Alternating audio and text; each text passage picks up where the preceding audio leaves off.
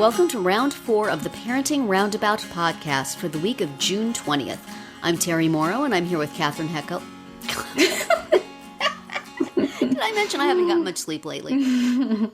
I'm here with Catherine Halecko. Hello.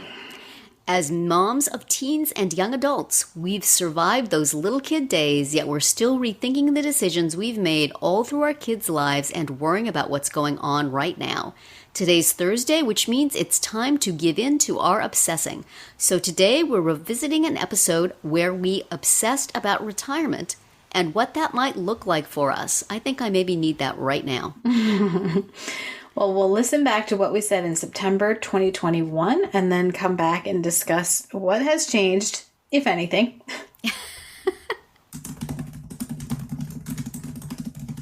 Today, speaking of work ethic, we're talking about when can we stop? Retirement. Never. Who's ready? What are you going to do? Can you even start to picture what might happen? I don't know.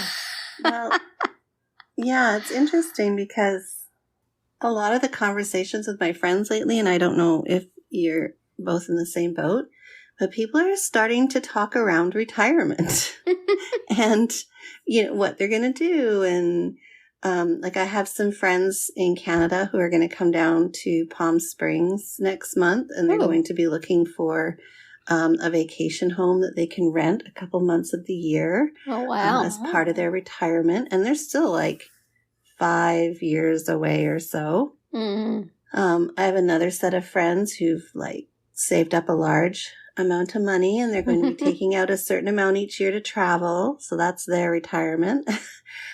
So it's starting to crop up, what different people are thinking about, because it's not that far away for some of us. And even closer for others. Yeah. I mean, if I was still teaching in the district that I was in, I could retire at 55, which is really around the corner. So, and I just haven't even thought about it. I can't even envision it. I don't even know. Well, and you went back to school. You're doing the reverse of retirement. Yeah, I know, because I'm I don't want to, I love what I do, and I don't want to have to quit it at 55 or 60 or whatever. Unfortunately, I don't have to. So, I'm continuing to work on my career, which is just at this age is kind of, in reverse. So, but I don't know what I'm going to do. And my parents, they've traveled, and, they've now, they're now just doing dinner groups with friends, apparently. Well, it's COVID too, but, and then my in-laws, they don't go anywhere. So yeah,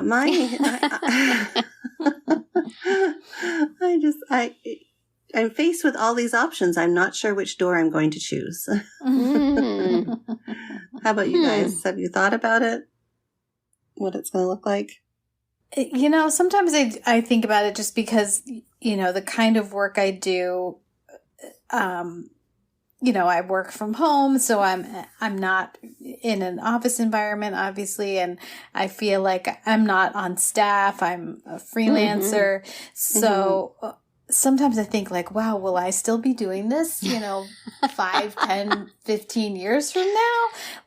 If this industry even still exists, and,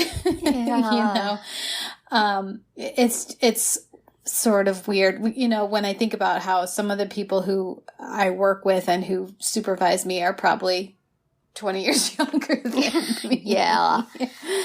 That's wild. So, yes. Yeah, I guess I don't, it still feels far away and abstract to me, even though I've been working from home, freelance, part-time, for quite some time.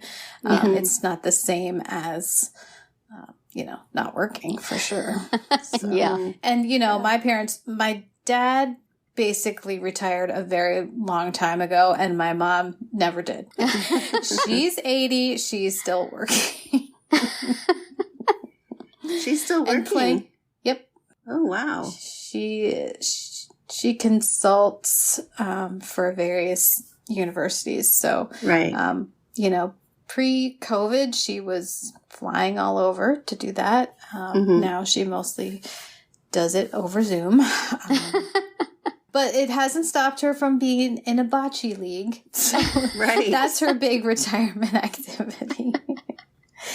Well, and the thing is, my parents moved a couple years ago, again, like summer of 2019, so fairly soon before the pandemic hit. So their big thing is like, we need to meet people.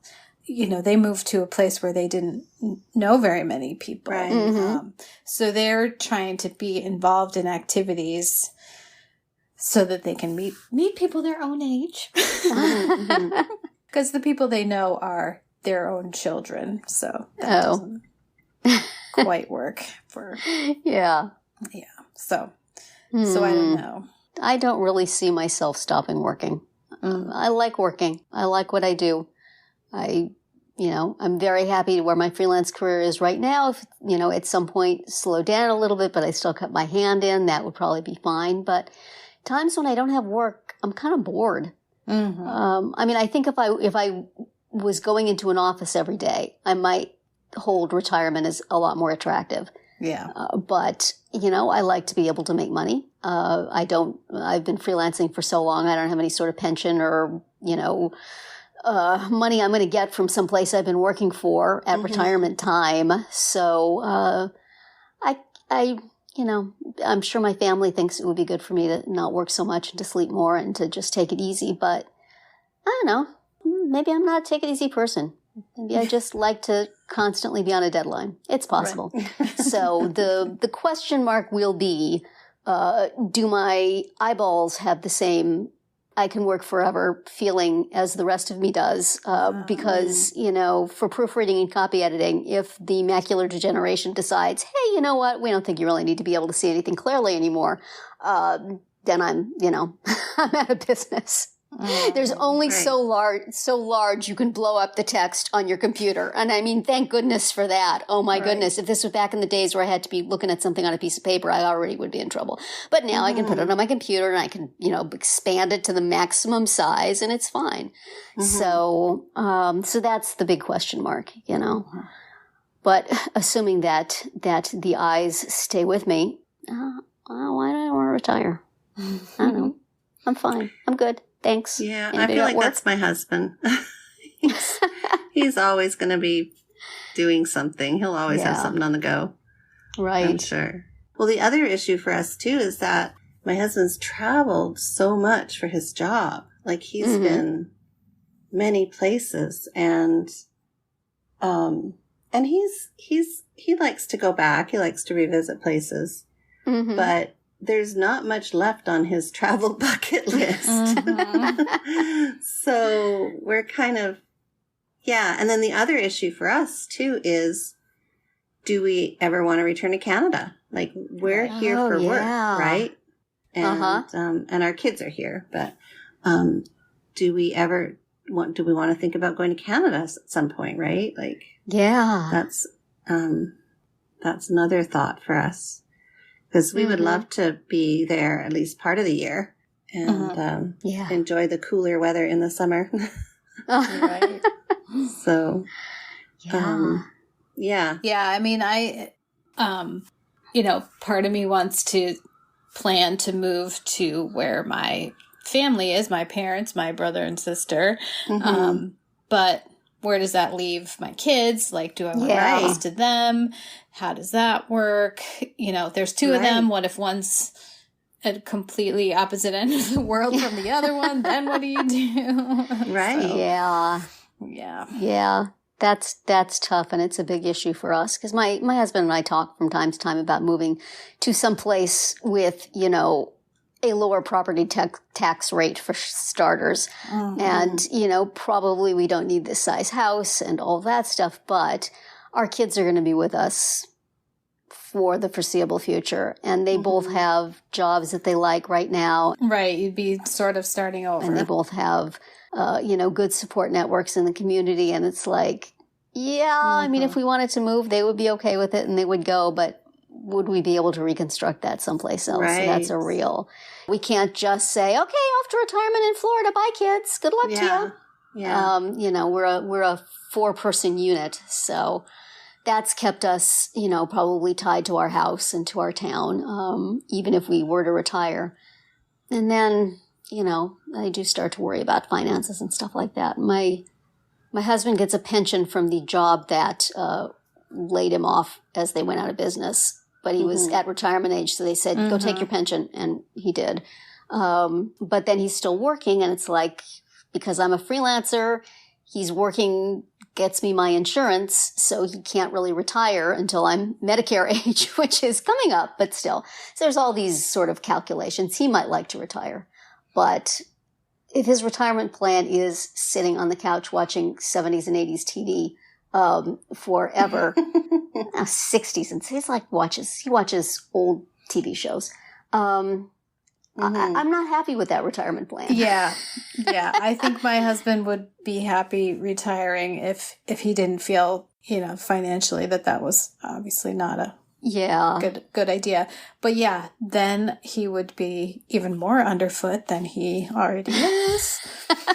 It's like, I love you, babe. Nice to have you around the house when you have these vacations, but if this were a permanent thing, you would need to have to find a part-time job or a volunteer gig or something, because you need a reason to get up in the morning. You need something to do and somebody depending on you and someplace to go, or else pretty soon you are an inert mass on the couch. Right. And your wife has, melted into a puddle of frustration. So, and nobody wants that. No. Exactly.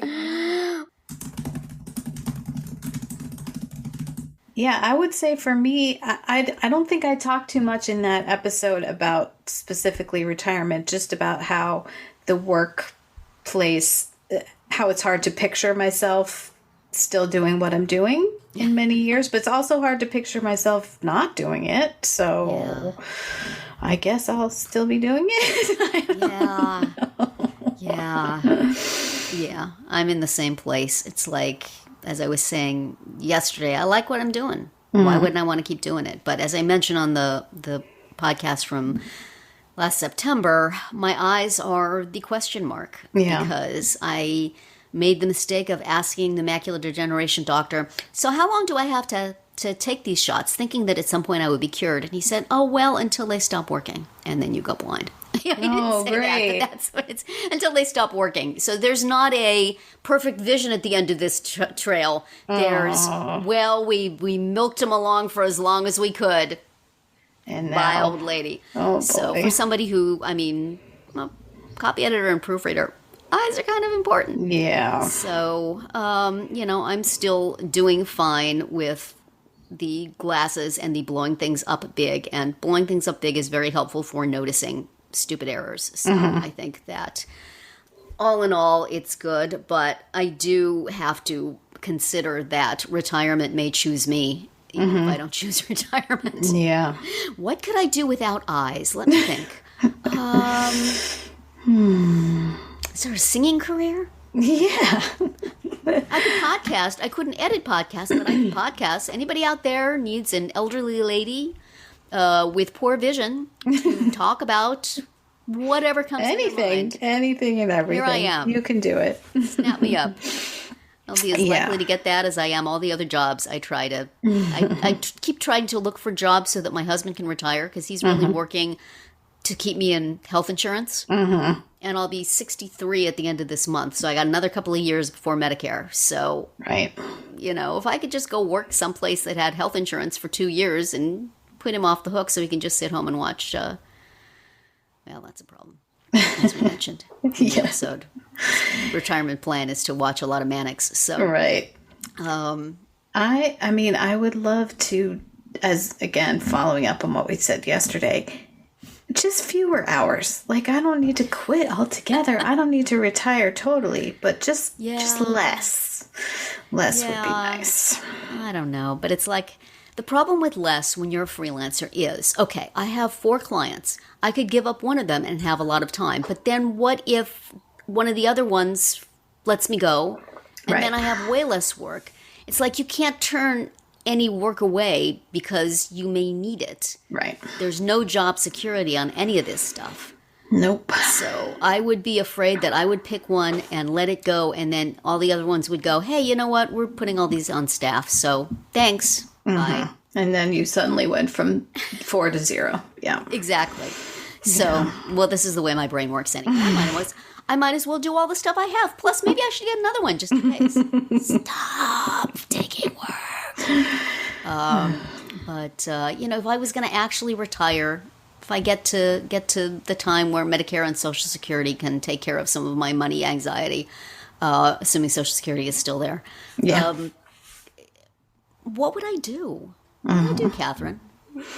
Watch all the streaming shows that I've missed? Yeah. I would fall asleep. I'm bored. I'm so into multitasking. Right. I could go back to, I used to, while I watch TV, do counted cross stitch, but the eye problem is going to be there too. Although I guess I get one of those big magnifying glasses, and it wouldn't be as fun. Maybe crocheting doesn't take as much close eye work. Yeah. Isn't that what all the old ladies do? I could play games on my phone, but I'm not going to. Already, playing games on my phone is getting hard. So, it's right at that level between needing my glasses to see it and doing better if I take off my glasses and put it right in front of my nose. Right. So, I don't know. I just imagine. I mean, I guess I can listen to audiobooks. There you go. If you don't fall asleep.